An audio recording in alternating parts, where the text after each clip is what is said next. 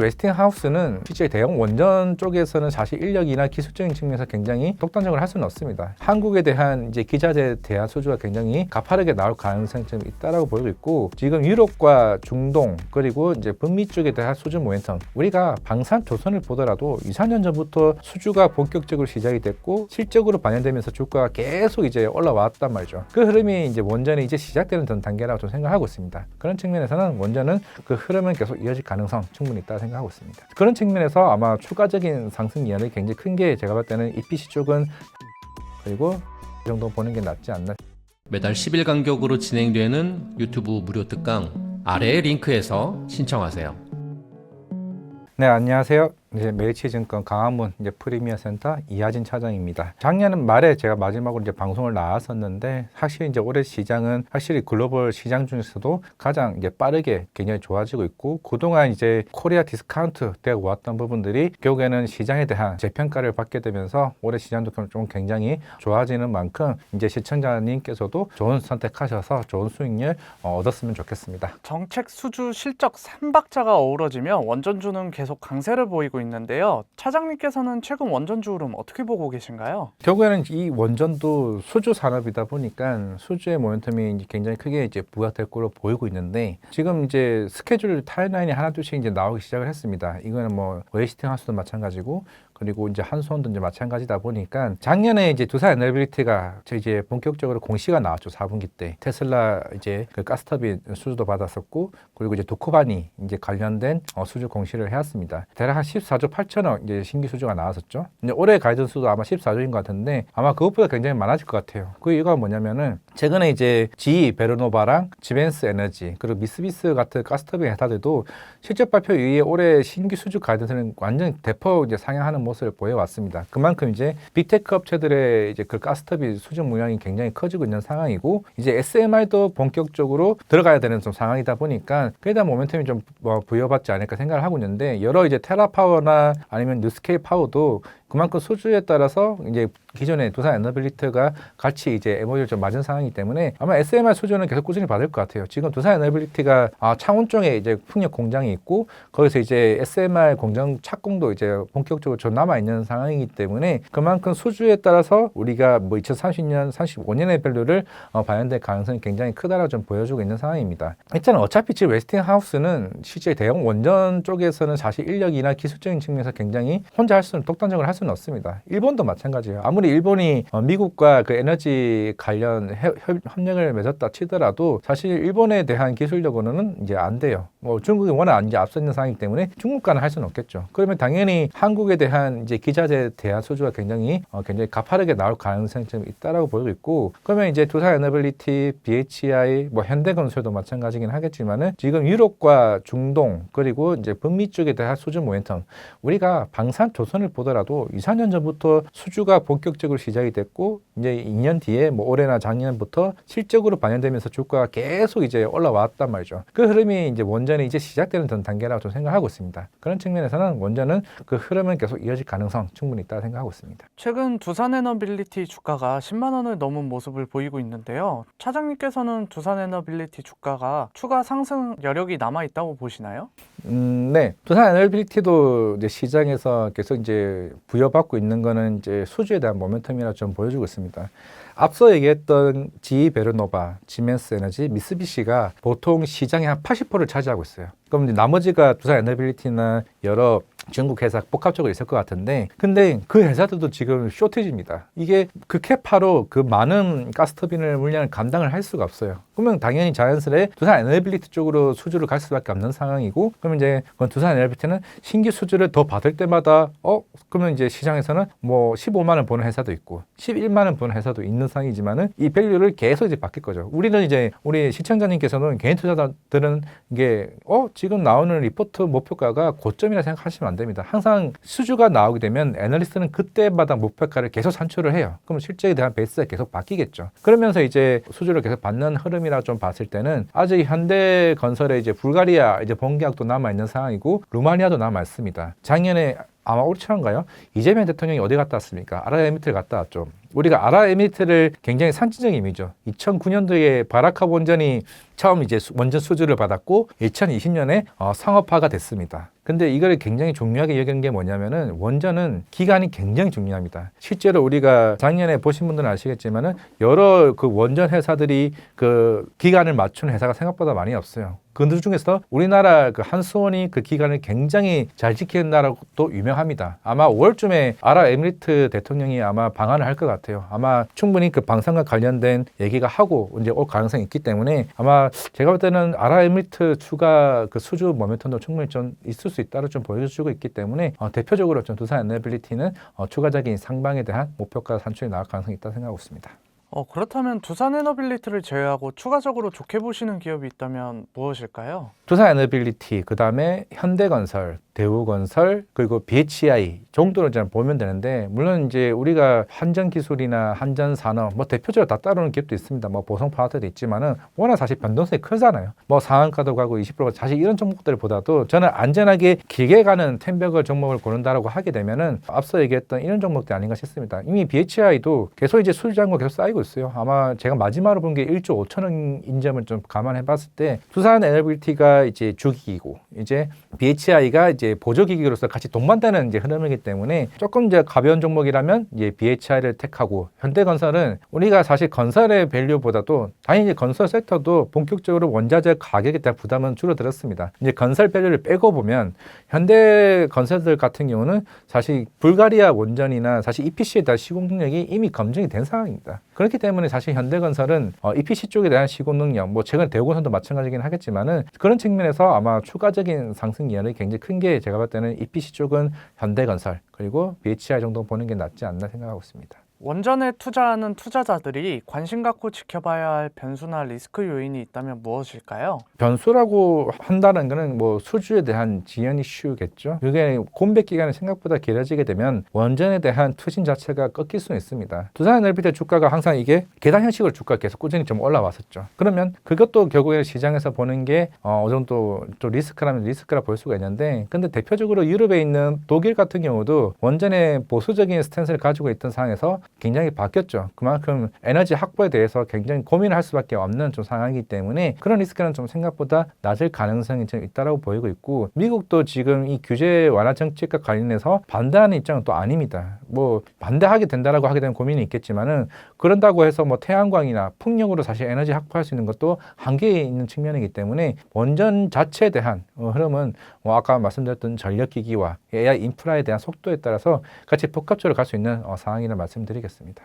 최근 지정학적 리스크와 함께 각 국가들이 군비 증강 이슈로 방산주가 다시 움직이고 있는데요. 차장님께서는 방산주 전망을 어떻게 보고 계신가요? 방산주들은 지금 결국에는 이제 워낙 이제 수주를 한번 받으면은 뭐 5조, 10조까지 얘기가 나오다 보니까 뭐 작년에 중동 쪽 이제 이슈가 있으면서 어느 정도 이제 시장에서는 어느 정도 좀 지연되는 이슈가 있는데, 예전에 현대로템도 마찬가지입니다. 현대로템도 사실 그동안 폴란드 이제 구조 얘기 나온 게 사실 재작년 9월이었거든요. 그게 계속 지연됐다가 작년 4월인가 5월에 나오게 되면서 그에 대한 이제 모멘텀이 좀 부각이 받았는데, 뭐 실적은 이제 무난할급이다. 실적은 어차피 무난한데 실적보다도 결국엔 추가적인 수주가 나올 수 있느냐 이 고민인데, 대신에 한국 항공우주들 같은 경우는 여러 이제 말레이시아나 이제 인도네시아 쪽에 대한 그 전투기 수주는 계속 이제 받을 가능성이 있는데, 하나 에어로스페이스나 우리가 알고 있는 LRG 넥슨 같은 경우는 결국에는 이것도 아마 아랍에미리트 대통령이 이제 한국에 온다고 했을 때 과연 여기서 수주 모멘텀이 나올 수 있느냐, 이건 좀 봐야 될 것 같아요. 지금 이제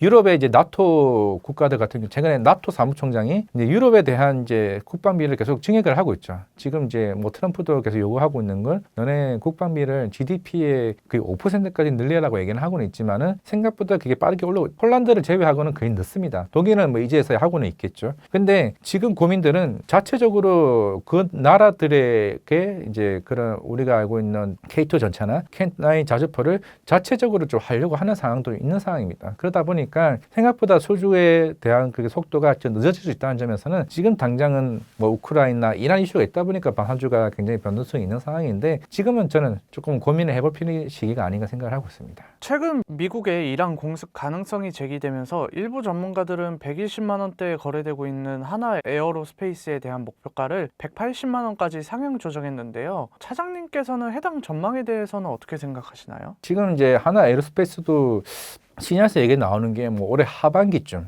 지금 아까 제가 말씀드린 건 상반기에 우려를 말씀드렸고, 하반기 때는 뭐 루마니아나 추가적인 K9 자주포 조금 이슈가 좀 부각되는 것 같고, 특히 북미 쪽 대한 방산 수출도 지금 기대감이 좀 오고 있는 것 같습니다. 지금 워낙 이제 미국 같은 경우도 이제 여러 관세 이슈가 있긴 하겠지만 오히려 이제 국방비는 본격적으로 증액을 하기 시작을 했죠. 그만큼 군비 경쟁에서도 중국과 맞서기 위해서 이제 계속 꾸준히 이제 투자를 하는 측면이 없지 않아 있는 상황이기 때문에 결국 미국에 수출하는 부분과 이제 아니면 중동이나 미국 유럽 쪽으로 가는 K9 자주포에 대한 성장 수주가 좀 나아져야 되는 부분을 좀 생각을 하고 있는데, 일단 시장에서는 하반기에 한 10주까지는 지금 시장에서 예상을 하는 것 같습니다. 그게 나오게 된다라면 말씀처럼 160만 원 리포트도 충분히 좀 나올 수 있는 부분이라 좀 생각을 하고 있는 상황이기 때문에, 지금은 실적으로 우리가 이제 매출로 이제 수출 데이터를 보게 되면 좀 굉장히 눈여겨볼 수 있다라 보여주고 있는 상황인데, 하나 에어로스페이스는 그런 측면에서, 물론 지금 하나 에어로스페이스 보는 게 단순하게 방사만 보는 게 아니라 우주 항공까지 같이 밸류가 엮여 있죠. 그게 같이 복합적으로 나오고 있다 보니까 정부에서도 이제 누리호 발사를 예전에는 한 5년에 한 번, 3년에 한 번이었다가 지금 매년마다 발사 시기를 당겨주고 있는 상황이기 때문에, 그런 우주 항공에 들어가는 이제 엔진 사업부, 여기에 대한 수준 모니터 같이 복합적으로 나가고 보고 있다 보니까 아마 그런 측면에서 하나 에어로스페이스를 아마 새로운 이제 밸류 리에이팅을 하는 부분이 아닌가를 생각하고 있습니다. 조선주는 조선업 지원책과 캐나다 수주의 기대감이 겹치며 강세를 보이고 있다고 하는데요. 차장님께서는 최근 조선주 어떻게 보고 계신가요? 그동안 이제 조선 산업들은 우리가 이제 마스카 프로젝트 관련해서는 뭐 딱히 의구심은 없긴 했지만은, 이미 작년에 주가가 올랐을 때 대표적으로 하나오션 같은 경우는 이미 실적 대비해서 충분히 이제 그 마스카 프로젝트 프리미엄이 같이 복합적으로 반영되면서 주가가 올라왔다고 생각하고 있습니다. 근데 지금 같은 경우는 살짝 이제 미지근하죠. 그 이유가 뭐냐면은, 일단은 이제 마스카 프로젝트를 할 거예요. 이제 할 거고, 이제 그 수주가 이제 본격적으로 나와줘야 되는 부분도 없지 않아 있는 상황인데, 지금 분위기는 일단은 4분기 실적을 보더라도 아마 시장에서는 대다수의 지금 조선업 같은 경우는 영업이익률이 이제 본격적으로 10% 궤도에 들어왔어요. 그러면 결국 그 인도 시점이 어떻게 빠르게 치고 나오냐, 이게 굉장히 중요할 거로 보이고 있는데, 지금 우리가 2022년도에 수주받았던 그 카타르 에너지죠. 한 100척에 대한 문도 물량들이 하나둘씩 나갑니다. 그때가 아마 신조선가 지수가 아마 140 정도였을 거예요. 지금 한 186, 187 정도로 지금 이제 기획을 하고 있는데, 그나마 그때 저성가 물량들이 제 대부분 인도 시점에서 거의 나가고, 이제 올해부터는 고성가 물량들이 얼마만큼 빠르게 인도 시점에 나가냐에 따라서 실적이 영업이익률이 한 15%, 야미 20%까지 한 단계 올라갈 수 있는 시점이라고 생각하고 있습니다. 우리가 보통 조선 산업에 대한 수익 구조를 헤비테일 방식으로 얘기를 하거든요. 처음 계약을 맺었을 때 20% 계약을 맞습니다. 그 다음에 그 중간중간 진행률에 따라서 10% 받아요. 근데 대신에 마지막에 나갈 때 60%를 받습니다. 그렇기 때문에 실적이 굉장히 큰 폭으로 올라가는 부분이 있는데, 그 시점이 이제 올해 1분기 때부터는 대다수 그 2022년 이후에 들어가는 건조 물량들이 나가기 때문에 실적은 이제 좋아질 건데, 이제 본격적으로 그 다음입니다. 이제부터는 보통 한 선박을 건조하는데 2.5년에서 3년 정도 걸리게 되는데, 그럼 이제 여기서 이제 29년, 30년에 이제 수주를 이제 본격적으로 받을 건데, 과연 중국도 본격적으로 이제 LNG 선박들이 수주 받은 물량들이 나갈 겁니다. 그러면 여기서 경쟁해서 우리가 중국과 관련해서 가격 경쟁에서 볼 거냐, 아니면은 그 선박 관련 고객사들이 가격을 볼 거냐, 기술력을 볼 거냐, 이 차이인 것 같아요. 그래서 만약에 우리가 수주가 본격적 모멘텀에 반영이 된다라고 하게 되면은 그래서 당연히 긍정될 거고, 거기에 따라서 특수성과 같은 군함들, 이게 마스카 프로젝트에서 받은 이 군함까지 수주가 복합적으로 나오게 된다라고 하게 되면, 그게 결국에는 제가 볼 때 LCD 현대중공업이 작년에 미포조선을 인수한 이유도 그거거든요. 왜냐하면 이미 대형 토크 같은 경우는 이 기존에 이제 우리가 대형 선박 들어갈 수 있지만은 군함은 못 들어갑니다. 군함은 보통 중형 선박이기 때문에 그 도크를 결국 미포조선의 도크를 쓰려고 하는 거기 때문에, 그 시너지가 나려면 제가 볼 때는 현대중공업이 가장 큰 선택이 되지 않을까 생각하고 있습니다. 차장님께서 최근 출연하신 인터뷰에서 조선업 관련 기업 중 하나시스템과 HD 현대중공업을 핵심 기업으로 뽑아주셨는데요. 그 이유는 무엇이고 아직도 해당 기업이 제일 유망하다고 보시나요? 뭐 하나 시스템은 사실 주가도 좀 많이 올라왔었고 지금으로는 전 개인적으로 좀 부담스럽다고 생각하고 있습니다. 물론 필리즈 혼서도 뭐 올해나 내년쯤에 흑자 전환이 좀 될 걸로 보고 있지만은 이미 그것도 이미 주가에 충분히 좀 반영되어 왔다고 생각을 하고 있고, 대신에 현대중공업 같은 경우는 그 영업이익률이 얼마만큼 빠르게 치고 오르느냐, 그게 밸류의 주목도라고 좀 생각하고 있습니다.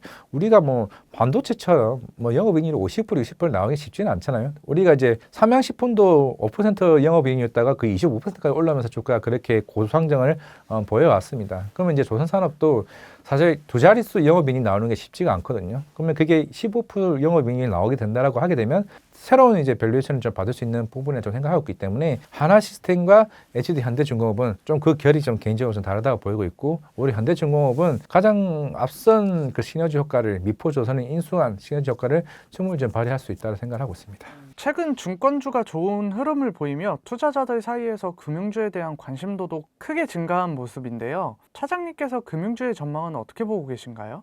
금융주들 같은 경우는 특히나 이번에 미래에셋증권이 주주하는 정책으로 어제 굉장히 큰 이제 관심을 좀 받아왔다고 좀 보여주고 있는데, 이제 혜택을 조금 받을 수 있다고 생각했습니다. 물론 주가적인 측면에서 굉장히 부담스럽죠. 왜냐하면 이미 작년부터 얘기가 나왔던 사법 개정 이슈도 기대감으로 주가가 좀 보여왔었고, 이제부터는 실질적으로 시장에서 기대해왔던 배당 성향이나 이 기대치를 못 미치면 그에 따른 좀 부담이 될 수밖에 없다고 생각하고 있습니다. 뭐 배당소득 분리 과세에 대한 뭐 조건도 맞추는 것도 굉장히 중요하다고 보이고 있기 때문에 지금은 단순하게 금융 쪽에 대한 종목을 본다라기보다는 그에 대해서 해당을 세팅할 수 있는 회사에 대한 종목 선별화가 좀 중요하다고 좀 보여지고 있기 때문에 대다수의 저는 한국투자금융지주나 아니면 미래에셋증권 같은 좀 대형주를 좀 봐야 된다고 저는 생각하고 있습니다. 뭐 최근에 부국증권이나 이제 신현증권 같은 자사주가 많은 종목들에 좀 집중적으로 많을 수는 있긴 하겠지만은, 미래에셋증권은 사실 핀테크 사업이나 아니면은 최근에 이제 거래 대금의 활성화에 따른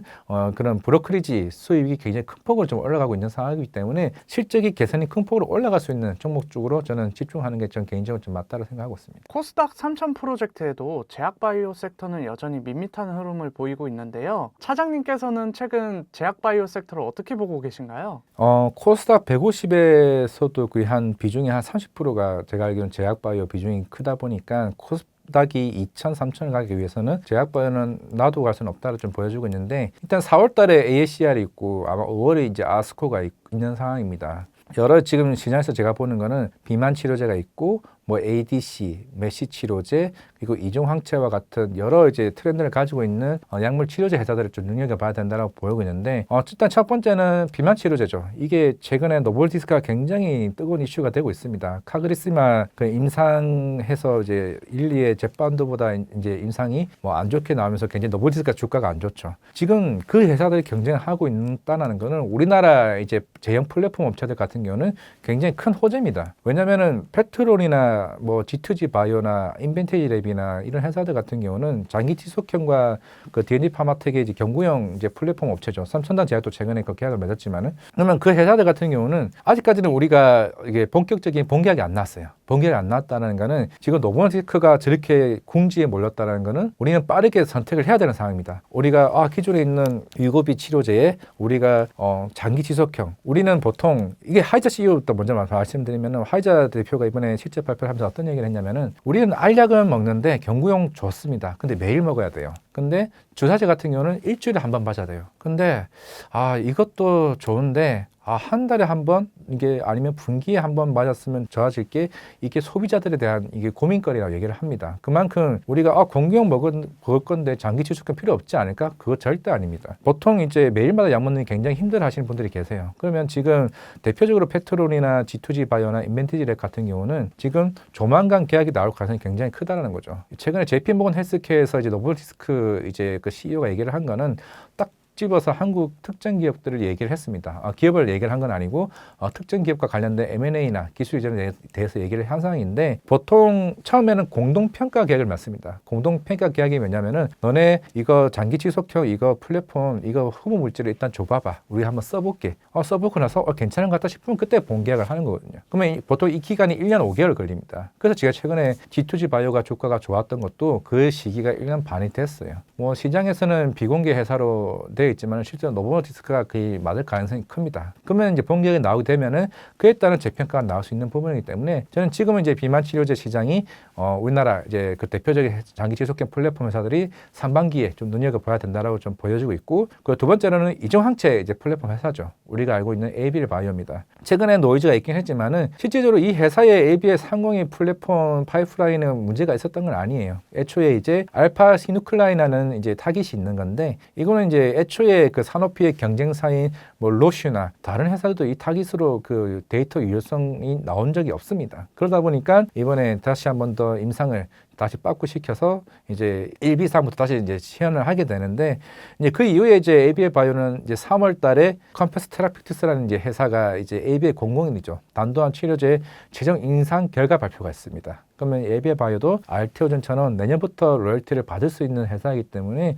이 두 회사들을 내가 볼 때 또 눈여겨보는 게 좋지 않을까 생각을 하고 있습니다. 그렇다면 앞으로 제약바이오주를 투자할 때 어떤 전략으로 투자를 해야 될지도 조금 궁금합니다. 네, 저는 일단 말씀드리면은 우리가 흔히 아마 제약바이오를 공부 안 하신 분들은 굉장히 어려우실 거예요. 그러면 단순한 게 있습니다. 타임폴리오 이제 액티브 ETF가 있어요. 그러면 종목별 구성도가 있습니다. 아마 ETF를 사셔도 되고요. 그 안에서 있는 종목군만 투자하셔도 충분히 좀 가능하다고 보여주고 있는데, 거기에 있는 종목들이 뭐 셀트리온이 있고 ABL 바이오가 있고 알테오젠이 있고 최근에 D2G 바이오도 편입이 됐습니다. 그러면 그 안에 있는 포트 내에서도 충분히 전략이 좀 가능하다고 좀 보여주고 있는 상황이기 때문에 아마 여러 모멘텀이 특히 기술 이전 계약들이 많이 나올 거예요. 특히 올해는 유독 그렇습니다. 셀트리온도 작년에 영업이익이 1조 이상 나왔지만은 올해 같은 경우는 1월 달부터 릴리 공장 인수해서 릴리 쪽에 대해서 이제 CMA 그 매출도 나올 겁니다. 아마 저는 제가 볼 때는 바이오 흐름이 3월, 4월부터 본격적으로 나올 시기이기 때문에 저는 분명하게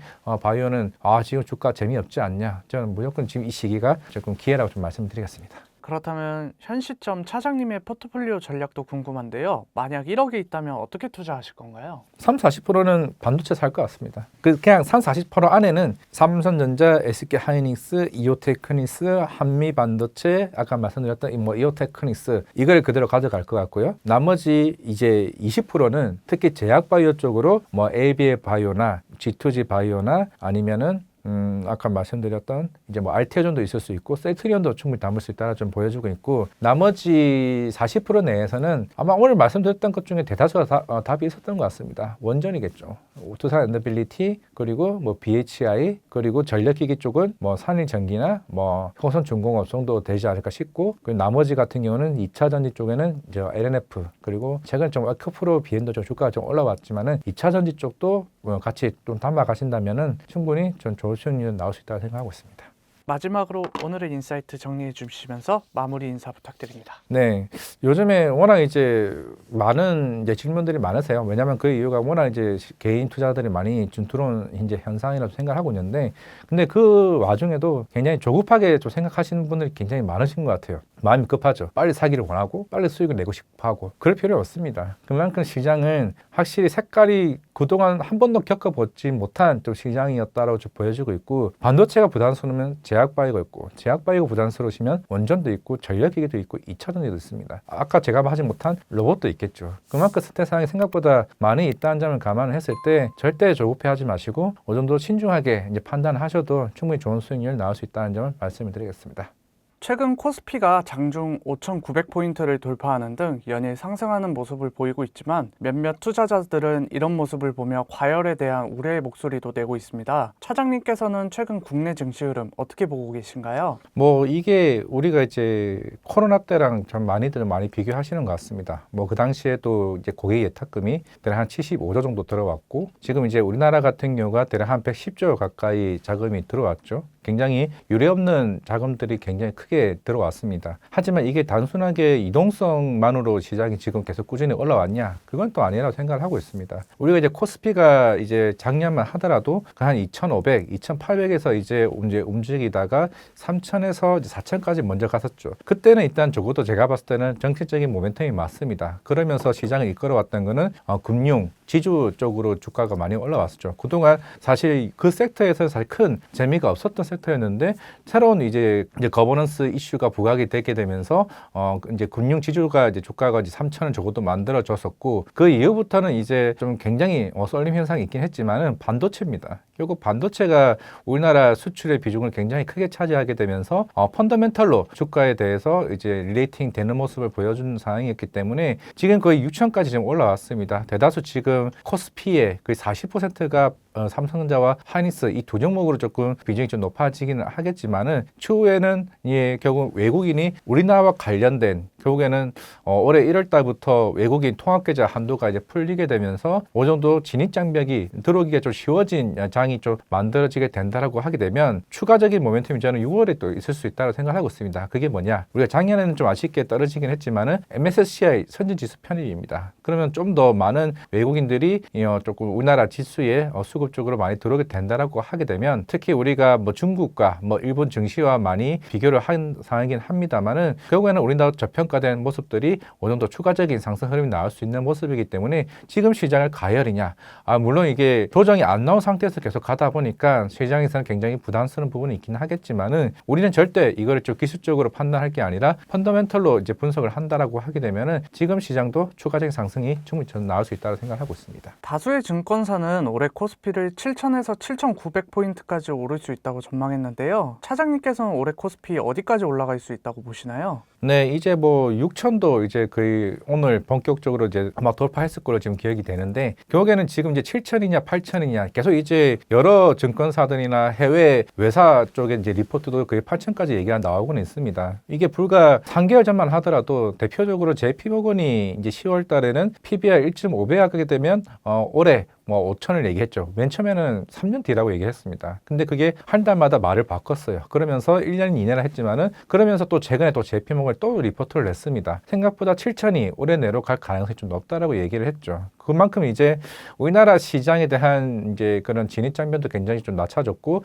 무엇보다 지금 삼성전자와 SK하이닉스의 올해 영업이익 전망치가 굉장히 꾸준히 좀 올라오다 보니까 그에 따라서 이제 서구장도 같이 덩달아 상승하는 효과를 좀 보여주고 있죠. 거기다가 이제 관세와 관련된 불확실성도 점차적으로 이제 해소되는 국면이 좀 있다 보니까 여러모로 이제 수출 데이터나 부분들이 경제 성장률이 조금 좀 굉장히 큰 폭으로 좀 올라갈 수 있는 부분들이 아마 조금 그 리포트가 굉장히 그 꿈의 지수가 아니라 현실적으로 다가오는 흐름을 좀 갈 가능성이 좀 있기 때문에 일단은 좀 유동성이 굉장히 풍부합니다. 그만큼 시장이 100조 이상의 자금들이 지금 대기를 하고 있는 상황이기 때문에 어느 정도 조정이 나오더 하더라도 제가 볼 때는 7천까지는 충분히 달성한 목표가 아닌가 생각을 하고 있습니다.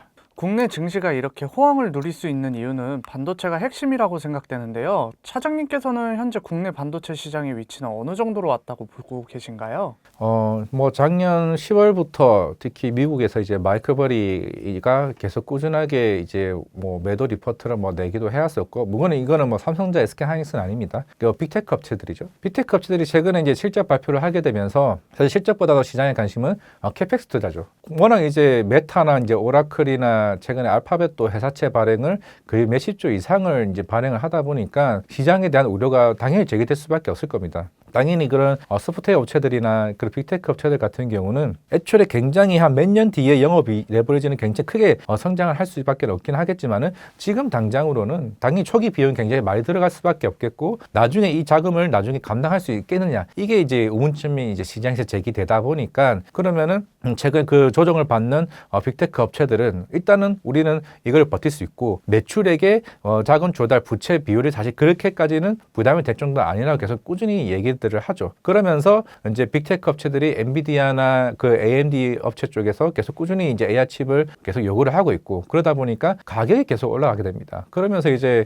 엔비디아 AMD에서도 이제 우리나라 SK하이닉스와 삼성전자의 HBM을 계속 꾸준히 요구를 하다 보니까 생각보다 가격 상승률이 계속 올라갈 가능성이 있습니다. 물론 최근에 살짝 상승률 살짝 둔화되는 모습을 보이고는 있지만은 워낙 이제 오늘 뭐 매클에서 리포트가 나왔던 것 같더라고요. 뭐 올해 내년에 영업이 전망치를 300조까지 얘기를 했습니다. 불과 몇 달 전만 하더라도 사실 뭐 삼성전자 올해 200조도 굉장히 큰 이제 목표치라고 얘기했는데 300조까지 얘기가 나왔다라는 거는 추가적인 가격 상승 흐름이 나오게 된다 하게 되면은 오히려 이제 삼성전자의 그 목표가 상향 리포트는 뭐 SK하이닉스도 마찬가지긴 하겠지만은 계속 꾸준히 나올 가능성은 충분히 있다라고 생각하고 있습니다. 최근 삼성전자가 20만 원을 돌파하여 국내 증시를 이끌고 있는데요. 차장님께서는 최근 삼성전자의 흐름을 어떻게 보고 계신가요? 딱 이 말이 맞을 것 같습니다. 지금 삼성전자의 밸류를 주가가 못 따라가고 있는 게 아닌가. 이게 아마 가장 맞는 표현이 아닌가 생각을 하고 있습니다. 지금 이제 20만 원 돌파를 했죠. SK하이닉스도 100만 원 돌파를 했습니다. 그러면 적어도 이 회사들의 이제 PER이 올해 선행 PER이겠죠. 그 선행 PER이 대략 한 4배에서 5배입니다. 근데 만약에 오늘 맥커리가 이게 내년에 300조까지 얘기를 한 상황이라면은 그러면 그 PER은 계속 줄어들 수밖에 없는 거죠. EPS는 계속 성장하는 부분이다 보니까. 그러면 지금 코스피가 대략 한 오늘 6천을 돌파를 했으면 대략 한 PER이 한 10배 정도까지 올라왔을 겁니다. 한 14배까지 뭐 시장에서 목표치 두게 되면 뭐 7천까지 얘기를 하고는 있지만 그럼 적어도 지수보다 반도체 밸류가 지금 더 싼 편입니다. 마이크론이 뭐 10배, 11배 얘기를 하고 있는 상황인데 그것보다 훨씬 PER 자체가 훨씬 낮고 뭐 PBR 자체에서도 저희 이제 메리츠증권 이제 베스트 애널리죠. 김선우 이제 팀장님도 지금 이제 PBR이 삼성전자가 2.5배가 되게 되면 29만 원까지 얘기를 하고 있는 상황입니다. 그러면 지금 여기서 거의 50% 이상 상승 여력이 추가적으로 나올 수 있다라는 거죠. 물론 지금 작년부터 10만 원, 15만 원, 20만 원, 지금 28만 원까지 목표가가 계속 나오는 흐름은 그만큼 이제 밸류에이션이 계속 올라오고 있다 보니까 주가가 못 따라가는 거죠. 그러니까 조정이 안 나오는 겁니다. 그런 흐름이 제가 봤을 때는 이게 뭐 포모다, 과열이라기보다는 오히려 정상적인 궤도의 흐름으로 지금 재평가 받고 있는 거라 저는 개인적으로 생각을 하고 있습니다. 그렇다면 지금이라도 추격 매수를 해야 할까요? 아니면 조정 시기를 조금 기다렸다 구매하는 게 좋을까요? 사실 그러기를 바라고 있지만은 조정이 나오길 바라죠. 저도 어떻게 보면은 여러 투자자들도 삼성전자나 SK하이닉스를 없는 투자도 굉장히 좀 많은 상황이기 때문에 아마 여러 고민들이 많으실 겁니다. 근데 내일 새벽에 엔비디아가 또 실적 발표를 하죠. 늘 항상 그 젠슨왕 대표는 아마 2, 3년을 지켜본 사람으로서 아마 대부분이 젠슨왕 대표는 실적 발표 이후에 안 좋은 소리를 해본 적이 없습니다. 늘 항상 긍정적인 얘기를 하게 되면서 시장에 더 긍정적인 이제 반응들 좀 보여왔었기 때문에 실적은 아마 내일 매출 성장률을 한 60% 이상 나올 가능성이 좀 있다라고 보이고 있고 생각보다 블랙엘이 더 시장을 점유율로 올라가고 있다면 기존의 헛보보다는 블랙엘이 이게 마진이 더 크겠죠. 아마 내일 이런 얘기를 할 겁니다. 아마 루빈 플랫폼 관련해서 아마 올해 4분기 양산을 조금 예정되어 있는 상황이지만은 조기 양산의 이게 멘트가 나오게 되면 이거는 생각보다 삼성전자나 SK하이닉스 영업 비중만 또 바뀔 수가 있는 거예요. 왜냐면은 루빈이 빠르게 조기 양산을 된다? 그러면 기존에 이제 HBM4와 관련해서 두 회사들이 뭐 마이크론도 마찬가지겠지만 이 세 회사들이 그러면 양산이 빠르게 된다? 그럼 마진폭이 더 빨리 올라가게 됩니다. 그럼 가격이 이 메모리 가격도 더 큰 폭으로 올라가겠죠. 그렇기 때문에 여기서 조정이 전 안 나올 것 같아요. 삼성전자 하이닉스는. 그렇기 때문에 보유자 입장에서는 저는 항상 늘 주변 사람이나 방송에서도 얘기를 하는데 공인인증서 굳이 켜지 마세요라고 이야기합니다. 뭐 제 주변에도 하이닉스와 삼성전자만 가지고 계신 분도 있는 상황이기 때문에 정말 이게 부담스럽다면은 지금의 마지막이라 생각을 하시고 20만 원과 SK하이닉스 100만 원은 지금 가격도 제가 봤을 때는 충분히 사도 된다고 생각을 하고 있습니다. 우리가 앞에서 얘기한 건 다 메모리만 얘기했습니다. 우리가 지금 빼고 있는 게 파운드리죠. TSMC는 지금 엔비디아, 애플 이 두 회사만으로도 지금 벅찹니다. 지금 많은 물량이 들어오고 있고 그것도 가격을 계속 올리고 있어요. TSMC 입장에서는. 그러면 당연히 이제 삼성전자는 그러면 이제 다른 빅테크 업체들 중에서 다른 퀄컴이나 뭐 AMD나 뭐 최근 테슬라 같은 경우도 TSMC가 부담스러워서 삼성 왔냐? 그건 또 아닙니다. 왜냐면은 작년까지는 삼성전자는 파운드리 자체가 수율이 한 50%도 안 됐어요. 그냥 한 30% 정도 수준이었습니다. 근데 최근에 시장 이슈가 나온 게 7, 80%까지 수율이 올라왔다라고 얘기를 하고 있죠. 그만큼 좀 안정적으로 이제 수율이 올라간 측면에서 당연히 이제 여러 빅테크 입장에서 이제 선택을 받았었고 아마 오늘 밤입니다. 이제 수요일 밤에 갤럭시 S26이 본격적으로 출시를 앞두고 있죠. 결국에는 그 엑시노스 2600이 그게 시장에 대한 반응에 따라서 과연 흑자 전환이 얼마만큼 될 거냐. 아마 작년에 삼성전자 파운드리 사업부가 아마 적자가 제가 알기로 대략 한 6조 정도였습니다. 6, 7조 정도 될 거예요. 그러면 올해 생각보다 흑자 전환 시기가 좀 빨라질 수 있다는 겁니다. 그러면은 지금 테슬라 최근에 일론 머스크가 그 SNS에 올렸죠. 한국의 이제 그런 IT 전문가 채용을 얘기를 한다고. 그만큼 AI5 칩을 빠르게 지금 이제 양산할 시기가 다가온 겁니다. 이제 AI6가 올해 하반기에 이제 미국 테일러 팹에서 이제 생산을 할 건데 아마 그 시기가 더 빨라질 수 있겠죠. 지금 엔비디아가 루비 플랫폼을 빠르게 조기 양산한다는 거는 여러 빅테크 업체들이 스펙업을 위해서 이 물량들이 빠르게 요구할 가능성이 굉장히 큰 폭으로 있는 상황이기 때문에 앞서 삼성전자와 마찬가지로 지금의 시장에 대한 가열이나 고점의 피크아웃 이슈는 생각보다는 아직은 시기상조라고 얘기하고 있는 상황이기 때문에 저는 삼성전자는 파운드리가 흑자되는 순간 또 한 번의 밸류에이션 릴레이트가 나올 가능성이 있다고 생각하고 있습니다. SK하이닉스도 삼성전자와 마찬가지로 미국발 훈풍의 연일 최고가를 경신하고 있는 모습인데요. 차장님께서는 SK하이닉스에 대한 최근 흐름 어떻게 보고 계신가요? 지금 이제 HBM4 양산 경쟁이 치열해지고 있고, 워낙 이제 작년에 SK 하이닉스가 이제 HBM3 이 단에서는 거의 점유율을 거의 독과점을 했다라고 보여지고 있는데, 일단은 하이닉스는 올해 HBM4로 한 7대3으로 보고 있는 것 같아요. 그러면 적어도 일단 HBM4는 당연히 가격이 높은 상황이기 때문에 실적의 마진은 굉장히 더 클 겁니다. 이제 클 상황이고, 그러면 이제 올해 전망치가 시장에서 보는 거는 200조까지 나오고 있는 이제 상황이죠. 물론 그동안은 이제 HBM 비중이 50%였고 본용 메모리가 50%였습니다. 삼성전자가 HBM이 13%고 이제 본용이 이제 87%였죠. 대신 삼성전자는 본용 메모리 가격이 굉장히 치고 올라오게 되면서 이제 거기에 대한 수혜를 좀 많이 봤었고, 아마 삼성전자 같은 경우는 이제 얼떨결에 낸드나 이제 본용 메모리 쪽도 실적 개선이 굉장히 큰 프로 좀 나올 가능성이 좀 있는 상황이기 때문에 지금은 사실 삼성전자냐 SK 하이닉스냐 이게 비교군이 아니라 업황 자체의 흐름으로 좀 보는 게 전 개인적으로 좀 맞다라고 보이고 있는 상황이기 때문에 대다수의 삼성전자 P5 팹이나 아니면은 지금 용인 클러스터와 같은 공장들은 어차피 2028년 기준이긴 합니다. 어차피 시장은 적어도 2년치의 밸류를 시장에서 지금 땡겨오고 있는 상황인데, 그게는 Q는 정해져 있고 P가 계속 올라가고 있는 측면. 최근에 살짝 이제 현물가가 떨어지고 있는 상황이지만은 오히려 추가적인 상방의 여력이 좀 있다라고 봤을 때는 충분히 SK 하이닉스도 삼성전자와 같이 추가적인 상승에 대한 모멘텀이 있다고 생각을 하고 있습니다. 일부 전문가들은 SK하이닉스의 목표 주가를 145만 원으로 상향했는데요. 차장님께서 보시기에 해당 주가가 적당하다고 보시나요?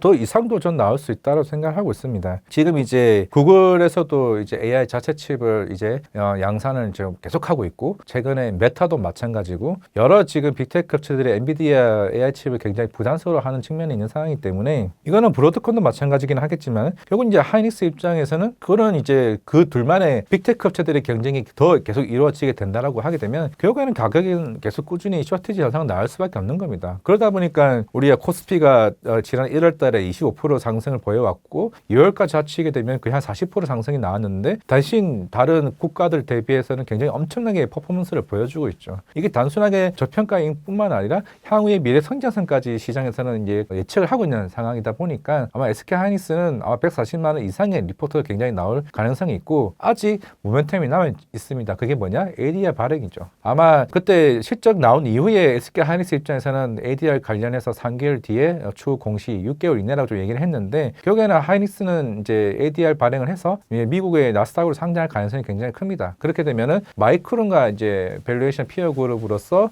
저평가된 흐름을 좀 보여주게 있다라고 하게 되면 아마 140만 원 이상의 리포트 나올 가능성이 좀 있다고 생각하고 있습니다. 최근 삼성전자가 글로벌 D램 시장 1위를 1년 만에 되찾으며 SK하이닉스를 바짝 위협하는 모습인데요. 차장님께서는 다가오는 HBM4 시장에서 최종 승자는 누가 될 것으로 예상하시나요? 지금은 이제 시장에서 보는 거는 삼성전자 추격을 아마 눈여겨보고 있을 겁니다. 그 이유가 뭐냐면은 선단 공정에서는 일단은 일시 공정으로 시작을 해줘, 삼성전자. 그리고 베이스다이 자체도 삼성전자가 합니다. 그러니까 이제 파운드리나 이런 위탁 생산, 메모리, 패키징까지 모든 설계를 일단은 삼성전자가 이제 턴키 방식으로 이제 다 할 수 있는 상황이죠. 그렇게 되면은 가격적인 측면에서도 경쟁력이 유리하게 될 것이고, 그러면서 이제 속도나 이런 사양 측면에서도 아마 추후에 엔비디아 입장에서는 공개적으로 얘기는 안 하겠지만은 향후에 삼성전자 점유율이 올라가는 것도 이거는 굉장히 체크리스트에서 체크해야 되는 부분이라고 생각을 하고 있고, 물론 이제 하이닉스 입장에서도 우리는 TSMC 한다. TSMC는 워낙 수율 좋은 거는 시장에서 모든 걸 다 알고 있는 상황이고,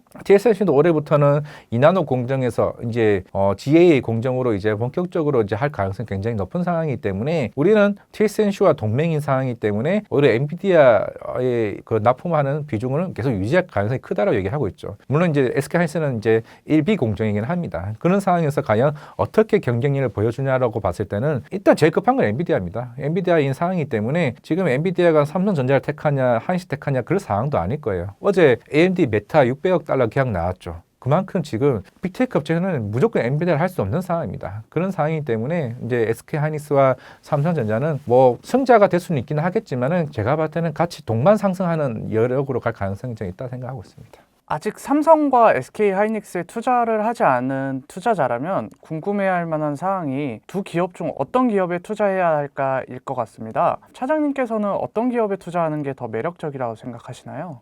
저는 두 개 다 샀으면 좋겠는데 뭐 각자의 모멘텀이 다 있다라고 생각을 하고 있습니다. 아마 제가 봤을 때는 삼성전자와 SK 하이닉스는 지금의 고민의 영역은 아닌 것 같아요. 그 이유가 뭐냐면은 아까 삼성전자 먼저 말씀을 드리면은 일단은 지금 최근에 작년에 이제 올해 그 성장 모멘텀을 얘기를 하게 되면서 지금 실제로 조직도에 로봇 산업도 편입이 됐습니다. 그만큼 로봇 산업에 대한 밸류도 시장에서 조금 이제 덜 받고 있는 거죠. 최근에 현대차가 로봇 밸류를 받으면서 주가가 올라왔듯이 삼성전자 같은 경우는 사실 로봇에 대한 밸류는 시장에서는 그렇게 지금 반영이 안 되고 있단 말이죠. 로봇 밸류가 있고 거기다가 최근에 이제 파운드리 사업 보여준 흑자 여부도 남아 있고 그리고 삼성 디스플레이도 올해부터는 미국의 BOE가 이제 그 애플 부분에서 철수하게 되면서 삼성 디스플레이가 LG 디스플레이 영역에서 여기서 실제 개선도가 굉장히 커지게 됩니다. 휴대폰 사업부도 마찬가지겠죠. 이제 폴더블 시장이 본격적으로 이제 개화되기 시작을 하게 되면서 여러 라인업에 대한 생산 효과, 최근에 가격 상승에 대한 효과를 그대로 고스란히 반영이 되게 되면서 일단은 모든 사업부에 대한 실적이 굉장히 큰 측면에서 실적으로 대답할 수 있는 회사, 그게 삼성전자이기 때문에 삼성전자는 지금 가격에서도 충분히 메리트가 있고 그 3월에 주주총회가 있을 것 같은데 최근에 3차 3법 개정안 이슈가 있죠. 거기에 따라서 향후에 주주하는 정책도 기대를 해볼 수 있는 측면 삼성전자의 포인트고요.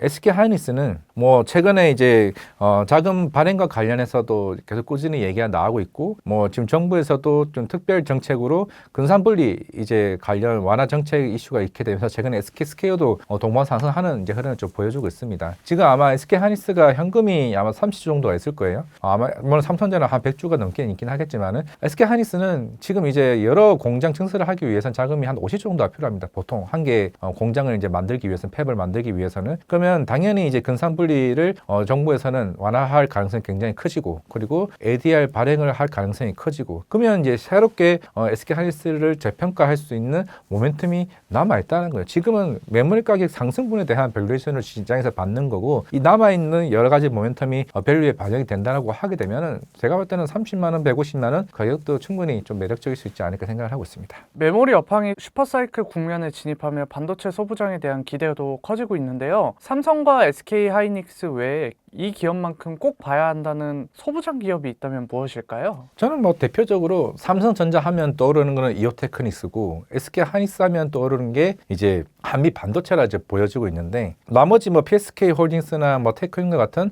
우리는 IDM 업체 3사 다 공급을 해. 뭐 이 회사도 당연히 매력이 있겠죠. 일단은 이오테크닉스 같은 경우는 워낙 이제 삼성전자의 그 디램 관련 익스포저가 굉장히 큰 회사입니다. 뭐 작년에 관심을 못 받았던 이슈가 삼성전자가 빠르게 HBM 진입이 늦었기 때문에 그런 상황이긴 하겠지만은 이제는 이제 이오테크닉스를 이제 커팅 장비를 만드는 회사입니다. 원래 일본의 이제 디스코 회사가 거의 독점을 하시다시피 해왔지만은 아마 어제도 아마 삼성전자가 유학 관련된 계획을 발표했던 것 같아요. 국산화와 관련해서. 그러면 이제 이오테크닉스 입장에는 그 커팅 장비 수요가 굉장히 빠르게 좀 치고 올라갈 가능성이 좀 있는 상황이기 때문에 결국에는 아마 작년 하반기쯤에 12만 원까지 내려왔던 부분이 아마 30만 원 후반대까지 이제 반등이 나왔었는데 보통 소부장은 상반기에 장비를 수주를 많이 받습니다. 근데 최근에 그 반도체 업사이클이 지속적으로 나오게 되면서 아마 하반기 시세도 굉장히 더 좋아질 것 같아요. 그럼 당연히 캐파 증설에 대한 이슈도 모멘텀이 부각이 될 거기 때문에 삼성전자 하면은 이오테크닉스를 보는 게 맞고 이제 SK 하이닉스는 저는 개인적으로 오늘 한미 반도체를 봐야 된다고 생각을 하고 있지만은 뭐 어제 뭐 루머가 나왔죠. 삼성전자는 한미 반도체 장비를 안 쓴다라고 얘기가 나왔습니다. 사실 그렇게 안 쓴다 하더라도 사실 한미 반도체는 TC본드 장비 입장에서 마이크론의 그 한 90%는 이제 한미 반도체가 쓰고 있고 하이닉스는 조금 내려왔죠. 왜냐하면 하나 세미텍이 들어왔기 때문에 원래 90에서 했다가 지금 한 70%까지 내려왔을 겁니다. 이제 비중 자체가. 하지만은 HBM4는 장비 가격이 더 세죠. 지금 TC본드 장비 지금 당장은 하이브리드 본드 장비를 안 하겠다고 합니다. TC본드 장비라도 할 수 있는 상황이긴 하겠지만은 대신에 한미 반도체는 그 차세대 장비까지 이미 개발이 끝난 상황이기 때문에 아무리 지금 유럽에 있는 뭐 배시 업체들이나 아니면은 ASMPT와 같은 회사들이 빠르게 치고 들어오고 있는 상황이긴 하겠지만은 삼성전자는 일단은 세메스가 거의 독점을 하고 있는 상황입니다. 일본의 신카와가 나갔죠. 아마 추후에는 여기서 수율이 안 나게 되면은 아마 그때는 한미 반도체로 올 수밖에 없을 겁니다. 그런 측면에서는 한미 반도체 아마 내일 엔비디아 실적이 잘 나오고 컨퍼런스콜에서 또 한번 여러 루빈 이슈가 나오게 되면은 아마 한미 반도체 주가가 굉장히 또 빠르게 올라갈 것 같아요. 일단은 엔비디아 하면은 SK 하이닉스 밸류 체인이 더 큰 양상이기 때문에 저는 일단 봐야 될 거는 이오테크닉스, 한미 반도체, 조금 더 한 단계 더 나아가서 테크윙, PSK 홀딩스, 하나 마이크론 정도 좀 관심을 가졌으면 좋겠다 말씀드리겠습니다. 올해는 반도체와 로봇이 증시를 이끌고 있다 해도 과언이 아닌데요. 혹시 해당 섹터를 제외하고 주목할 만한 섹터가 있다면 어떤 것들이 있을까요? 지금 전력 기구들이 다시 반등이 움직이기 시작을 했고 원전이 이제 본격적으로 움직이고 있죠. 아마 올해 초에 2월 초일 겁니다. 다보스 포럼을 이제 여러 이제 CEO들이나 이제 트럼프 대통령도 여러 이제 코멘트를 해왔던 게 대표적으로 얘기한 거는 에너지 확보입니다. 샘 알트만도 얘기했고 일론 머스크도 얘기했고 젠슨왕도 얘기한 게 중국은 사실 에너지와 관련해서는 어마어마한 그 용량들을 이미 확보하고 있는 상황이지만은 미국이 그건 아니죠. 그러다 보니까 최근에 전력기기들이 굉장히 주가가 좋아지고 있고 원전도 좋아지고 있는 상황인데 결국에는 여러 미국은 SMR과 관련된 규제들을 계속 꾸준히 완화하는 정책들을 실시하게 될 것이고 심지어 빅테크 업체들도 그런 이제 그 SMR 관련 이제 회사들을 뭐 M&A를 하거나 실제로 투자를 하게 되면서 그 에너지를 확보하기 위한 경쟁이 본격화되는 시점이긴 합니다. 그러면 이제 대형 원전이 있고 이제 SMR이 있는 상황에서 당연히 대형 원전은 본격적으로 하반기나 내년 상반기에 그 입찰 이슈가 있을 때 웨스팅하우스나 아니면 우리나라 이제 한수원 그 수주를 받게 되면은 당연히 두산 에너빌리티나 뭐 BHI나 여러 이제 설계 제어 계측 업체들 같은 경우는 수주 모멘텀이 좀 남아 있을 걸로 보이고 있고 전력기기들은 우리가 보통 28년까지는 그 변압기나 이런 배전선 같은 수주가 이미 수주 잔고가 꽉 차 있다고 하지만은 올해 하반기 때부터 다시 29년, 30년 또 입찰이 시작이 됩니다. 당연히 입찰될 가능성이 있겠죠. 뭐 대만 업체, 일본 전력기기 업체도 있기는 하겠지만은 다 같이 아마 받을 겁니다. 왜냐면은 워낙 7, 80년대 노후화된 그 배락기나 이 전력기기들이 지금 다 교체를 해야 되는 시기고 지금 어마어마하게 이 많은 AI 그 캐패시티 투자들을 다 커버하기 위해서는 결국에는 올해 하반기 입찰에 가게 되면 계속 꾸준히 그 업체들이 증설을 하고 있죠. 증설에 따라서 그 매출에 대한 기대감이 좀 올라가고 있는 업체이기 때문에 저는 올해는 전력기기와 원전은 꼭 봐야 된다라고 말씀드리겠습니다. 최근 아틀라스 발표 이후 현대차 그룹은 많은 투자자들의 주목을 받고 있는 상황인데요. 차장님께서는 최근 현대차에 대해 어떻게 보고 계신가요? 이미 뭐 이 시장에서 나왔던 건 이제 현대차가 기존의 전통 OEM 업체냐 이제 그건 아니죠. 이제 그만큼 이제 50만 원, 60만 원까지 이제 주가가 왔다라는 거는 결국 시장에서는 우리는 테슬라나 엔비디아와 같은 그런 이제 향후의 성장, 로보틱스나 이제 자율중으로 보는 이제 그런 피혁으로 이제 가는 것 같습니다. 우리가 알고 있던 뭐 도요타나 뭐 폭스바겐이나 뭐 BMW 같은 이제 피어 그룹에서 이제 사실 벗어났죠. 결국에는 이제 올해 이제 CES 2026에서도 마찬가지였고 여러 이제 CEO 이제 인베스터 데이에서도 얘기를 해왔다시피 결국에는 이제 자율주행과 이제 로봇 쪽으로 시장에서는 아마 그 재평가를 받을 가능성이 좀 있다고 생각하고 있습니다. 그렇기 때문에 현대차는 지난달에 우리 자동차 판매 데이터 안 좋아요. 이제 시장은 그걸 안 봅니다. 왜냐면은 버슨 다이내믹스가 본격적으로 이제 아틀라스 로봇이 현장에 투입된다라고 하게 되면은 시장에서 보는 건 그거죠. 이제 24시간 동안 공장에 풀 투입되게 되면 원가 절감이 굉장히 크게 될 거야. 그러면서 이제 현대차에 대한 뭐 2030년, 2035년에 대한 밸류가 이만큼 여기 가는 거죠. 그 5년 뒤, 10년 뒤의 밸류를 이제 본격적으로 현대차에 언제 반영되느냐. 그게 주요 포인트지 않을까 생각하고 있기 때문에 아마 이제 올해 버슨 다이내믹스도 IPO를 하게 될 것이고 결국에는 최근에 박민호 이제 수석이죠. 이분도 이제 포티도닥과 이제 신사업 관련된 자율주행 모멘텀이 물론 지금 이제 엔비디아 알파마이어 플랫폼을 적용하느냐 마느냐 아마 그게 좀 괴로워 있는 상황인 것 같은데 그게 빠르게 이제 진보된다라고 하게 되면은 아마 현대차는 추가적인 성장주로서의 아마 모멘텀을 부합할 수 있다 생각하고 있습니다. 현대차의 좋은 흐름에도 불구하고 외국인들은 5조 원 넘게 매도를 하는 모습을 보였는데요. 이렇게 외국인이 대량 매도하는 이유는 무엇이며 이러한 상황을 차장님께서는 어떻게 보고 계신가요? 물론 이제 외국인 입장에서 지금 막 5조, 10조 뭐 파는 것도 중요하겠지만은 외국인들 입장에서는 그동안 이제 삼성전자와 이제 SK 하이닉스 물량에서 여러 이제 액티브 물량들이 최근에 좀 많이 빠졌던 것 같습니다. 최근에 어제인가 이제 그런 이제 패시브 자금들이 1조 이상이 들어왔다는 점을 감안을 했을 때 그런 이제 프로그램 매매도 같이 좀 부과될 가능성이 있는 상황인데 이거는 현대차나 삼성전자, SK하이닉스가 고점이다 해서 파는 건 아닙니다. 그만큼 워낙 이제 평가 금액이 커지게 되면서 여러 한 포트 내에 있는 비중이 워낙 크다 보니 거기에 따른 이제 어느 차익 실현이라 좀 생각을 하고 있는 상황이기 때문에 그 회사들은 또 한 번 이제 현대차나 이 회사들의 그 밸류에이션이 뒤바뀌게 되면은 추가적인 상승 흐름이 좀 나올 수 있는 상황이기 때문에 여기에 따라서 우리가 조금 외국인이 수급에 대한 좀 우려를 할 필요는 제가 봤을 때는 없다고 생각하고 있습니다. 일부 전문가들은 현대차 주가가 올해 1분기에 80만 원까지 오를 수 있다는 전망도 했는데요. 차장님께서는 어떻게 전망하고 계신가요? 이게 지금 이제 이번에 테슬라가 실적 발표를 하면서 이제 옵티머스 로봇을 저기 이제 페이먼트 공장에서 이제 본격적으로 양산하기 시작한다라고 하고 있죠.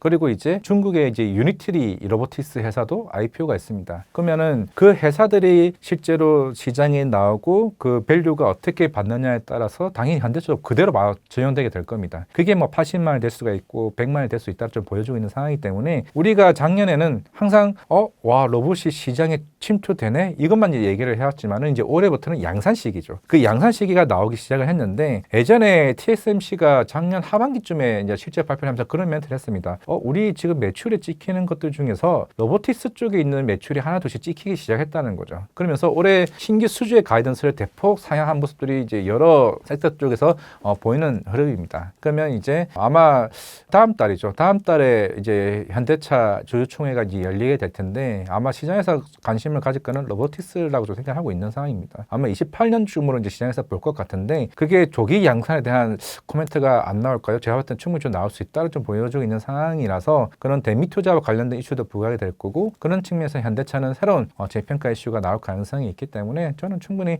현대차는 80만 원 가능할 수 있지 않을까 생각을 하고 있습니다. 그렇다면 앞서 언급해 주셨던 보스턴 다이내믹스가 상장한다면 현대차 주가에는 어떤 영향이 있을까요? 시장의 고민은 아마 긁을 겁니다. 보스턴 다이내믹스가 IPO가 되게 되면 중복 상장 아니야? 라는 이제 시장에 이제 고민이 있을 수밖에 없겠죠. 아마 그것도 아마 정의선 회장이 충분히 고민을 하고 있는 상황일 거고 대신에 오히려 시장에 그렇게 생각합니다. 보스턴 다이내믹스가 상장을 하더라도 당연히 그 다음 스텝은 당연히 정의선 회장 같은 경우가 아마 지분을 20% 보유하게 될 텐데 그 다음은 거버넌스 이슈입니다. 지금 아마 현대모비스를 중간 지주사라서 아마 재편성할 가능성이 굉장히 크게 될 거고 그러면 당연히 그 보스턴 다이내믹스 담보를 통해서 새롭게 이제 지배 구조 개편을 할 가능성이 굉장히 큰 상황이기 때문에 이거는 당연히 상속세 재원 마련도 같이 포함입니다. 그러면 보스턴 다이내믹스 상장을 통해서 현대차와 관련해서 그 중복 상장에 따른 그 밸류에 대한 빈 공간은 아마 그걸로 좀 메울 가능성이 좀 굉장히 크기 때문에 우리가 예전에 뭐 LG 엔솔이나 여러 최근에 뭐 LS 이슈와 같은 그거와는 조금은 결이 좀 다를 수 있다고 생각하고 있기 때문에 그 보스턴 다이내믹스 통해서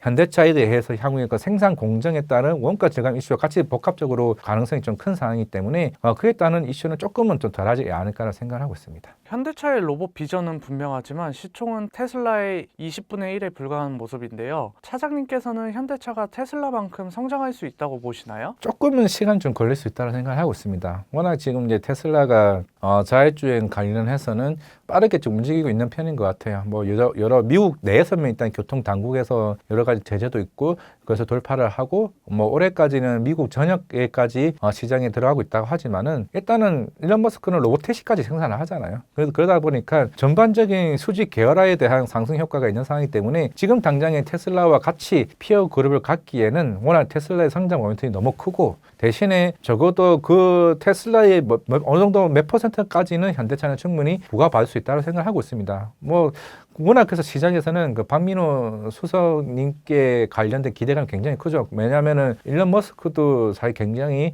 아까운 인재라고 얘기를 한 만큼 그만큼 박민호 수석에 대한 리더십이 보여줄 수 있는 부분이 과연 그동안 사실 우리나라가 G90 관련해서 레벨 3단계는 원래 3년 전부터 얘기를 했습니다. 근데 이게 작년 말쯤에 원점으로 돌아와 버렸죠. 원점으로 돌아왔다는 거는 그만큼 이제 박민호 수석의 기대감이 굉장히 크고 그 속도가 빨라지게 되면은 당연히 그 현대차와 관련된 새로운 이제 자율주행 모멘텀이 부각이 된다라고 하게 되면 그러면 현대차 판매 대체도 올라가게 될 것이고 로보틱스로 인한 원가 절감도 좀 보여줄 수 있다라고 하게 되면 테슬라까지는 아니더라도 테슬라가 지금 제가 알기로 지금 PER이 한 130배 정도 수준이라고 보게 되면은 적어도 그 반의 반만 하더라도 추가적인 상승 모멘텀은 아직은 충분히 좀 여력은 있다고 생각하고 있습니다. 현대차 관련주 외에 주목해볼 저평가 로봇주들은 어떤 기업이 있을까요? 지금 HL만도도 있을 거고, 뭐 사변도 있을 거고, 아니면은 여러 이제 우린 PTS나 이제 여러 한라캐스도 있을 걸로 보고 있는데 최근에 로봇주들이 좀 조정을 좀 많이 받았죠.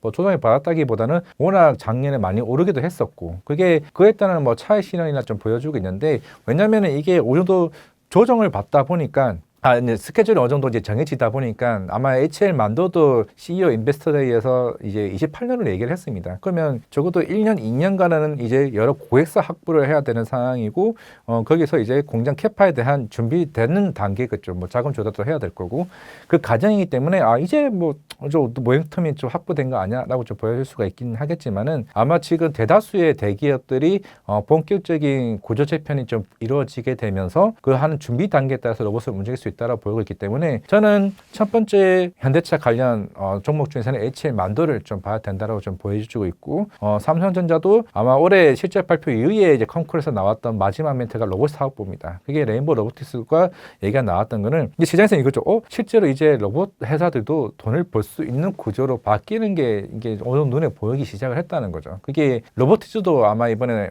4분기 실적 발표를 하게 되면서 흑자 전환을 했습니다. 뭐 큰 금액은 아니긴 하겠지만은 적어도 이게 성장에 대한 이익 레버리지가 나와줄 수 있는 모습들이 눈에 보이는 거기 때문에 저는 일단은 큰 흐름에서는 로보티즈, 그리고 레인보우 로보틱스, 그리고 HL만도 이 세 개가 좀 보여주고 있는 상황이고, 나머지로는 이제 수술형 로봇이 있는 뭐 고영이나 이 큐레스 있는 종목들을 좀 보는 게 좀 맞다고 생각을 하고 있습니다. 지지부진한 모습을 보이던 2차 전지 섹터가 한때 전고체 배터리가 떠오르면서 투자자들의 관심을 받는 모습을 보이기도 했는데요. 차장님께서는 현재 2차 전지 섹터에 대해 어떻게 보고 계신가요? 저는 지금 2차 전지는 우리가 3년 전에 가졌던 새로운 꿈이 좀 만들어졌다 생각하고 있습니다. 뭐 우리가 3년 전에 봐왔던 거는 전기차 수요와 확대에 따라서 그런 기존의 탄산리튬 가격에 대한 반영이 우리가 기대를 해왔었는데, 사실 우리가 3년 전에는 사실 탄산리튬 가격이 거의 톤당 50만 위안이었습니다. 지금 15만 위안이었죠. 아마 지난번에 제가 설명했던 게 불과 작년 초만, 지금 1년 전만 하더라도 5만 위안이었습니다. 그 10분의 1토막이 났죠. 근데 50만 위안도 이게 원래는 우크라이나 사태에 따라서 이게 원자재 가격이 굉장히 큰 폭으로 상승했던 시기였기 때문에, 그러면서 그런 소재 업체들, 우리가 알고 있는 에코프로 BM이나 그 LNF 회사들이 수익이 굉장히 크게 나올 수 있었죠. 근데 그 이후에 이제 원자재 가격이 굉장히 큰 폭으로 이제 빠졌었는데, 결국에는 지금 이제 5만 위안에서 거의 한 15만 위안까지 왔습니다. 그러면서 이제 에코프로 BM도 LNF도 흑자 전환되면서 이제 이 레버리지가 이제 올라왔죠. 이제 지금의 이제 2차 전지를 바라봐야 되는 거는 단순하게 전기차 수요는 아닙니다. 결국에는 휴머노이드 로봇도 있는 상황이고, 그러다 보니까 휴머노이드 로봇에 들어가야 되는 게 전고체 배터리죠. 왜냐하면 기존에 이제 NCM 배터리나 LFP 배터리로는 이거 감당 못합니다. 왜냐하면 휴머노이드 로봇은 이게 단순하게 우리가 1시간, 2시간을 사용하기 위해서 있는 게 아닌 상황이기 때문에 결국 새로운 이제 차세대 이제 플랫폼 배터리업 플랫폼인 여기 전고체 배터리에 가는 거고, 그러면서 삼성 SDI가 눈에 띄는 거는 양산 시기를 얘기했죠. 애초에 한 2, 3년 전에 얘기한 건 삼성 SDI는 보통 26년 얘기했다가 27년에 했습니다. 제일 빨라요. 이게 27년 양산. 그러면 이제 LG 엔서도 30년 얘기했다가 28년으로 얘기를 바꿨습니다. 이게 시장의 상황이 완전 뒤바뀌어 버린 거죠. 그럼 시장에서 2차 전지를 보는 거는 확장성을 보는 겁니다. 전기차 수요와 바라봤던 이 시장에서 IRA 폐지, 이게 중요한 게 아닙니다. 그만큼 이제 확장성에 따라서 우리 소재에 따른 이제 기대감이 있는 거고, 최근에 LNF와 에코프로 BM이 주가가 좋았던 흐름은, 기존에 이제 이게 탄산리튬 가격이 올라오게 되면 보통 우리가 레깅 효과라고 얘기하죠. 2달 뒤에 그게 매출로 반영이 됩니다. 그러면 우리는 그런 탄산리튬 선물 가격을 보게 되면서 그러면 이번에도 실적이 좋아지겠네, 이렇게 예측을 하시면 될 가능성이 크고, 최근에 어제 주가가 좋았던 거는 ESS죠. 지금 미국은 여러 이제 ESS 관련 제재를 할 수밖에 없는 상황이고, 그러면은 물론 이거 뒤바뀔 가능성은 크진 않을 것 같습니다. 아무리 3월 말에 트럼프 대통령이 중국을 방문을 해서 이게 관련해서 ESS 제재를 풀 가능성은 제가 봤을 때 낮을 것 같아요. 그러면 여기에 따른 우리나라의 반사 수익이 굉장히 크다라고 보여지고 있다면, 올해 아마 LG 엔솔이 실적 발표에서 작년에 한 20%였던 ESS 비중을 올해 한 40%까지 올릴 수 있다고 얘기하고 있습니다. 그만큼 수익성이 굉장히 크죠. 일단은 당장의 수익에 대한 시라는 ESS, 거기다가 전고체 배터리에 대한 성장 모멘텀, 하나의 꿈이죠. 그게 이제 두 가지가 부과되다 보니까 2차 전지는 우리가 단순하게 전기차 안 팔리잖아, 이렇게 해석하면 안 된다는 점 말씀드리겠습니다. 지난 출연 당시 2차 전지 관련 유망한 기업으로 LNF와 에코프로 그룹 그리고 LG엔솔을 뽑아주셨는데요. 최근 LG엔솔의 흐름은 어떻게 보고 계신가요? LG엔솔은 결국에는 지금 우리가 아마 한두 달 전이었을 겁니다. 뭐 기존에 2025년까지 계약 맺었던 그 고객사랑 이제 계약 반환 이슈가 나왔었죠. 뭐 어차피 이렇게 팔리지도 않았기 때문에 계약이 파기된 거기 때문에 그거는 이제 시장에서는 큰 이슈가 아니었는데 워낙 이제 시장에서 그걸 좀 민감하게 좀 받아들였다고 걸로 보여지고 있는데 이제부터는 워낙 이제 약간 지연되어 왔던 4680 배터리입니다. 이게 4680 배터리가 빠르게 양산이 되어줘야 시장에서는 여러 수직 계열화된 회사들 뭐 에코프로 그룹이나 아니면은 LNF 쪽에 대한 모멘텀이 같이 이제 부각될 가능성이 지금 있다라고 보여지고 있는 상황이기 때문에 결국에는 LG엔솔은 이제 여기에 따른 모멘텀이 좀 4680 배터리가 일단 나와야 되는 흐름이고 이게 작년에 이제 노스페트 이제 스웨덴 회사죠. 그 회사가 이제 파산을 하게 되면서 사실 뭐 우리가 알고 있는 볼보나 포스바겐 같은 이런 고객사들에 대한 배터리 셋업에 관련 이제 모멘텀이 좀 남아 있는 상황입니다. 그만큼 이제 그 비어 있는 공간들을 빨리 채워질 가능성이 좀 있다라는 거죠. 그게 이제 엔솔의 향후에 주가 밸류에이션이 리레이팅이 좀 나올 수 있다는 부분이기 때문에 일단 시장에서는 상반기로 보는 것 같아요. 4680 배터리 이제 컬테스트 통과 여부가 거기에 따라서 LG 엔솔에 대한 주가 상방은 좀 열려 있다고 생각하고 있습니다. 일각에서는 소준 배터리 생산이 시작되면 배터리 시장을 LG엔솔이 주도할 것이라고 이야기하는데요. 차장님께서는 해당 의견에 대해 어떻게 생각하시나요? 네, 그 소든 배터리도 결국에는 나트륨 이제 배터리라고 이제 시장에서 굉장히 얘기를 하고 있고 이것도 하나의 뭐 차세대 배터리 쪽으로 이제 시장에서 보고 있는 거죠. 워낙 중국이 뭐 CATL 이제 그 LFP 배터리 쪽에 워낙 이제 시장에 얘기를 하다 보니 그만큼 오히려 이제 NCM 쪽으로 강했던 특히 나트륨이 이제 N이다 보니 LG 엔솔 쪽은 당연히 여기 시장에 대한 가격 모멘텀이 좀 있다고 생각하고 있습니다. 뭐 타산 리튬뿐만 아니라 최근에 코발트나 망간도 굉장히 주가 그 원자재 가격이 굉장히 가파르게 좀 올라온 상황이다 보니까 그는 이제 결국에는 옛날에는 싼 게 비지떡이다 뭐 이럴 수도 있는 상황이긴 하겠지만은 오히려 나트륨을 통해서 향후에 주행 거리나 아니면은 충전 속도에 따른 이 영향도 같이 복합적으로 좀 나올 수 있는 부분이다 보니까 당연히 소든 배터리와 관련된 수요도 LG 엔솔이 그나마 이제 그런 기술적인 측면에서 굉장히 조금 빠른 측면이기 때문에 여기서에 대한 모멘텀도 좀 부각될 가능성도 있다고 생각하고 있습니다. 그렇다면 에코프로 그룹의 최근 흐름과 전망은 어떻게 보고 계실까요? 지금 이제 항상 이제 에코프로 그룹 전반적인 흐름은 모멘텀이 최근에 주가가 좀 좋았던 점은 뭐 실적도 실적이긴 하겠지만은 이제 항상 이제 헝가리 쪽 유럽 이제 공장 증설을 통해서 이제 유럽의 이제 좀 실적의 모멘텀이 계속 꾸준히 좀 얘기가 나오긴 했었습니다. 워낙 이제 중국이 이제 워낙 유럽 쪽에 대해서 실적이 굉장히 좀 흐름도 좋아지긴 있긴 하겠지만은 대신에 유럽도 이제 중국과 관련된 관세를 계속 추가적으로 좀 견제를 하고 있는 좀 상황이다 보니까 당연히 그 유럽에 대한 지금 침투율이 올라갈 가능성이 굉장히 크고 우리가 작년 1분기 때 에코프로 BM이 코스피 이전 상장과 관련해서 약간 철회를 했었죠. 물론 이제 그 거래소에서도 얘기를 한 게 너네 당장 실적이 안 나오다 보니까 지금 당장 우리가 통과시켜 줄 수 없을 것 같아라고 얘기했습니다. 근데 그 이후에 실적은 좀 가파르게 이제 올라왔죠. 아마 또 한번 코스피 이전 상장 얘기가 좀 나올 것 같습니다. 그렇게 되면은 그 기관의 패스비 수급이 당연히 자연스럽게 들어올 가능성이 굉장히 크고 이제 에코프로 BM 관련해서도 추후에 이제 삼성 SDI가 이제 같이 이제 복합적으로 이제 MOU를 좀 맺어진 상황이다 보니까 SDI가 또 BMW나 스텔란티스 이 판매 가격에도 영향을 좀 미치는 좀 영향이 있는 상황이기 때문에 지금 당장의 매출은 아까 아니라고 얘기했습니다. 하지만은 추후에 전고체 배터리와 관련된 소재 쪽에 대한 모멘텀이 좀 있는 상황이기 때문에 에코프로 그룹도 여러 가지 모멘텀이 어떻게 보면 가장 대장주로서 움직임이 충분히 있다고 생각하고 있습니다. LNF도 4분기 깜짝 실적이 나오며 수익성 개선 흐름이 본격화되고 있다는 평가가 나오고 있는데요. 차장님께서는 LNF 어떻게 보고 계신가요? 어제 미국의 ESS 제재 그 하원 의원 그 발의가 이슈가 나오면서 가장 주가가 많이 오른 게 LNF입니다. 왜냐면은 ESS 쪽 관련된 그 LFP 양극재 캐파를 지금 증설을 하고 있는 유일한 회사가 LNF라서 일단 거기에 제재가 나오게 되면 LNF가 가장 큰 수혜를 받을 수밖에 없는 측면이고 결국은 테슬라가 가장 먼저 여기에 이제 제기를 했죠. 결국에는 중국에 있는 ESS 철수 얘기가 가장 먼저 얘기가 나왔던 측면이고, 그러면 이제 LG 엔솔이 본격적으로 이제 ESS 비중이 굉장히 커지게 된다라고 하게 되면은 여기에 들어가는 소재는 다 LNF입니다. LNF가 가장 수혜를 받을 가능성이 굉장히 크기 때문에 만약에 여기서 LG 엔솔이 4680 배터리까지 빠르게 나온다. 그러면 LNF가 입장에서는 그 타이밍이 맞는 거죠. 캐파 증설을 이미 작년 2분기 때부터 시작이 됐고, 그럼 ESS 들어가는 LFP 양극재에 대한 수혜는 고스란히 이제 NF를 받는 수 있는 상황이기 때문에 어제 단순하게 단기적인 반등 흐름이라기보다는 이제 본격적으로 펀더멘털로 시장에서 분위기를 받을 수 있는 상황이기 때문에 저는 NF도 충분히 좀 매력적인 구간에 있는 상황이라 생각을 하고 있습니다.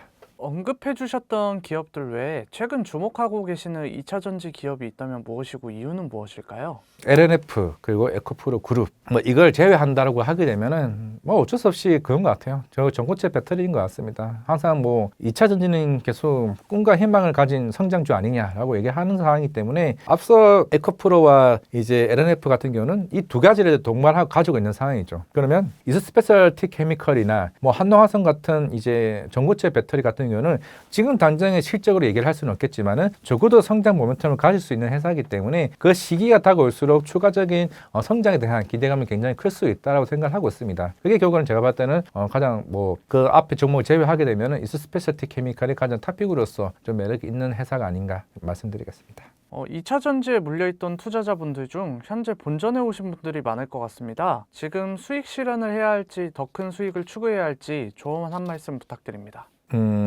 저는 파시면 안 된다고 생각을 하고 있고, 그 이유가 일단 먼저 말씀을 드리면은 이건 그러면 이제 배터리를 제외하고 양극재에 있는 코스닥 업체를 먼저 말씀을 드리면은 지금 이제 코스닥 정책들 얘기를 많이 하고 있습니다. 그러면서 지금 이 시장에서 얘기가 있는 게 저도 이제 증권사에 있다 보니까 대부분의 리서치 센터에서 스몰캡 채용 속도가 굉장히 빨라지고 있습니다. 왜냐하면은 커버를 하는 회사들이 많아야 되죠. 그래야 이제 코스닥 뭐 3천에 대한 부양책을 실시할 수 있다라고 보여주고 있습니다. 실제로 지금 여러 증권사에서 인원 수를 굉장히 크게 이제 극대화해서 채용하고 있는 상황이기 때문에 그럼 한 달 동안의 채용 시간이 걸릴 거고 탐방 가는 시간 대략 한 달 정도 걸린다고 보게 되면 저는 4월이나 5월 달부터는 코스닥이 본격적으로 움직일 수 있다라고 보고 있어요. 우리가 뭐 코스닥 전체에서 뭐 제약바이오가 있을 거고, 그리고 2차 전지가 있을 거고, 반도체 소부장이 있습니다. 당연히 거기에 대한 커버하는 애널리스트가 많을 거고, 그런 종목들이 나오게 된다라고 하게 되면 우리가 지금 코스닥 ETF 쪽으로 지금 수급이 굉장히 많이 몰리게 되는데 그 이후부터는 그 종목별이 선별화될 가능성이 굉장히 크다라는 거죠. 그러면 그래서 커버하는 리포트가 많이 나오기 때문에 오히려 기관이나 외국인 수급이 굉장히 크게 들어올 가능성이 있다는 점을 감안했을 때 2차 전지는 지금 파는 거는 답이 아니다라는 점 말씀을 드리겠습니다.